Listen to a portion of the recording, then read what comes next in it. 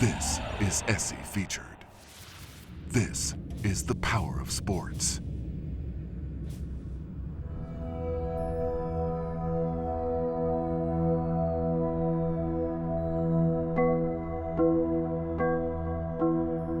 What would you do in the last hour of your life?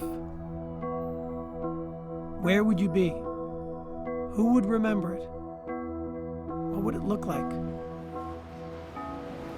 Maybe it would look like this.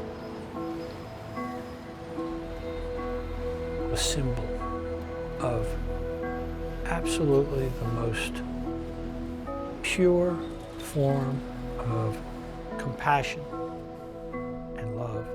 No greater love hath one than to lay down his life for his fellow man. It's all right here in this red bandana for me. Welles Crowther first began carrying the red bandana when he was 6 years old, growing up in Nyack, New York, a suburb north of Manhattan. It soon became a signature and a link between father and son. Welles was a little boy, and my husband took a little white handkerchief and folded it up and put it in his pocket. And he said, "Now, Welles, this white handkerchief, that's for show. Here's a bandana, that's for blow, to blow your nose." So from the time he was a very little boy, that's what he carried, and mostly red bandanas. He loved having that red bandana, and he always had it with him. He always had it with him.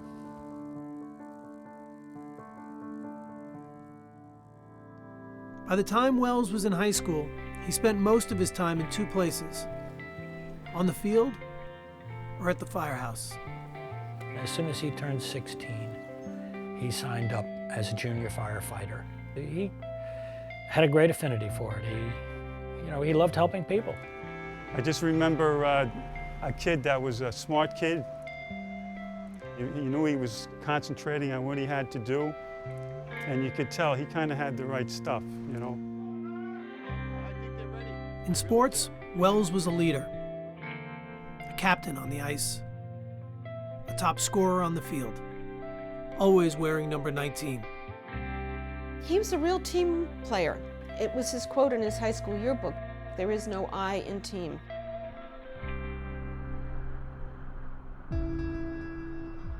He continued to play at Boston College, a Division I lacrosse player, the bandana always there beneath his helmet. He wasn't as tall and wasn't as large as a lot of the players, certainly when he's going against a lot of large defensemen at a Division I level. So you're talking about someone that kind of went in there and really had to scrap and fight for everything. You know, Welles was just there for everybody and anybody. Welles was the first guy to pat you on the back if you didn't have a good game, and always a smile. After graduating in 1999, Welles moved to New York City. He took a job as an equities trader for the firm Sandler O'Neill. His office was on the 104th floor in the South Tower of the World Trade Center. He always wanted to be in business, and he wanted to be down on Wall Street. So he was living his dream.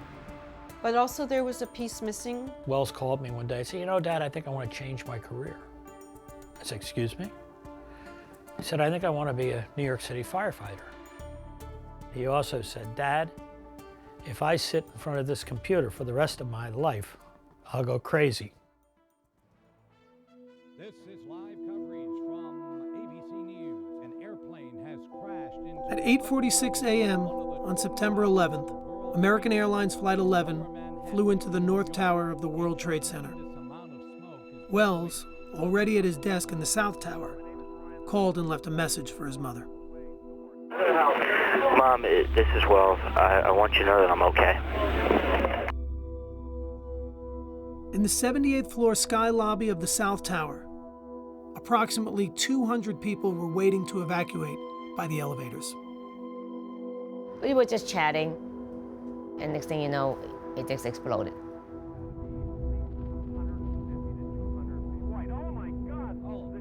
At 9:02, United Flight 175 hit the building.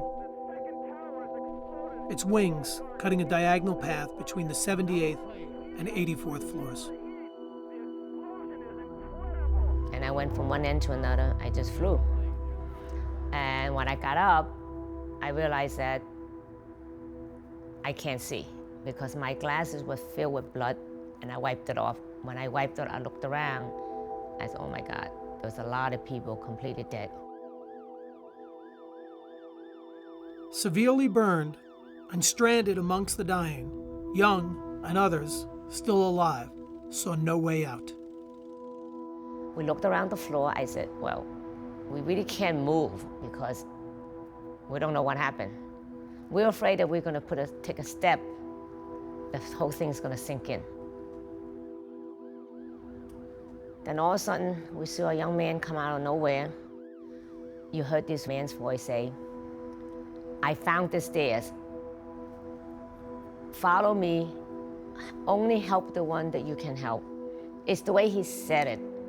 And we just got up, we follow. The man led Young and others from the sky lobby to stairway A, the only functional stairway left on the 78th floor. He led them down to the 61st floor, where they met firefighters who escorted them to working elevators on the 40th floor. After leading the group down, the man turned and headed back up the stairs. He said, I'm going back up, because he knows there's a lot of people up there on the 78th floor that needed help. I mean, he could have continued going down with us, but he didn't. He decided to go back up. The man climbed 17 floors, returning again to the burning sky lobby. There he found other survivors, including Judy Ween. She does not speak publicly about what happened. Her husband, Jerry, saw her at the hospital later the afternoon of September 11th. She had just come out of surgery. At that point, she could hardly speak, but she wanted to tell me what had happened. Judy said she saw a young man appear out of nowhere. She watched him as he went around helping people, putting out fires, and administering aid to the injured. And he said, everyone who can stand, stand now. If you can help others, do so. Those were his exact words as she told it to me that afternoon. After being led safely to the stairway, Ween saw the man go back to the burning sky lobby. At 9:59 a.m., the South Tower collapsed.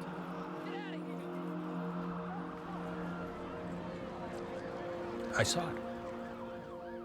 I was standing right here in this room, watching, and I saw the tower collapse. I thought to myself, if Welles is lost, I literally dropped down on my knees here. And I said, and I prayed. I said, dear God, take me now. Leave him here. Take me now. When I heard the news that the tower had come down, I knew in my heart of hearts that Welles was gone. I can't explain why, other than it was just a mother's heart knowing. Sorry.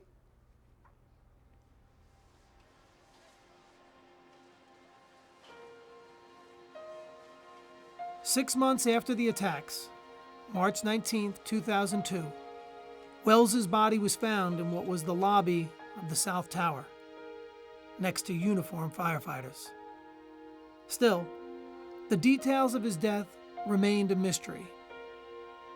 That May, the New York Times published an account from survivors inside the South Tower.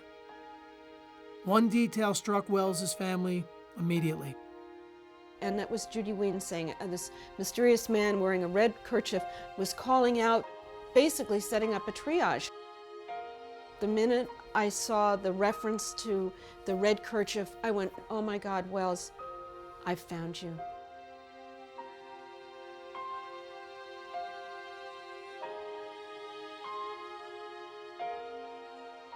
Allison Crowther began to search for confirmation of what she already believed. She sent this photo of her son to Ween and another survivor mentioned in the article, Ling Young. I looked at it very carefully. I said, yes, that was him. There was no question in my mind. And so, that was a beautiful thing for all of us, that I finally found him. I finally found him, and for them too, that they would know who this man was. To know that Welles, in that figurative sense, took off the equity trader hat and put it on the table, picked up his helmet, firefighter's helmet, and went to work. For me, that was an incredible, incredible thing to know. According to accounts from survivors, Welles helped to save as many as 12 people on September 11th. We're here today to honor a true hero. In 2006, Welles Crowther was posthumously named a New York City firefighter.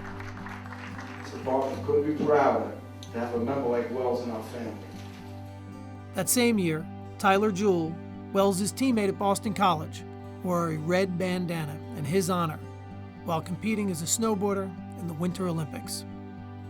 For me, the red bandana symbolizes everything I want to be and everything that Welles was. You know, strength, honor, courage. He's a true hero.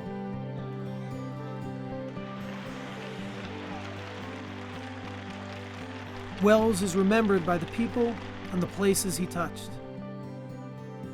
At Boston College, in the annual Red Bandana run each fall. In Nyack, inside Empire Hook and Ladder, his picture is the last image firefighters see before they answer a call. In New Jersey, in a photo inside the living room of a woman he saved. Without him, I wouldn't be here. He saved my life. And he'll always be with my heart and always be with me. Unfortunately, Allison has to lose him to save me. I still weep every day for my son. He was my best friend. I was his best friend. At some point of every day, sometimes in the morning when I'm shaving, and I'm standing in front of the mirror, and I have a 19 that's tattooed over my heart. And I'm looking at that 19, and the memories just come flooding back. But really, I just weep for the loss of his company. He was just such a wonderful friend. What would you do in the last hour of your life? Where would you be? Who would remember it? What would it look like? Maybe it wouldn't look anything like loss, but would be the thread of legacy and the color of honor.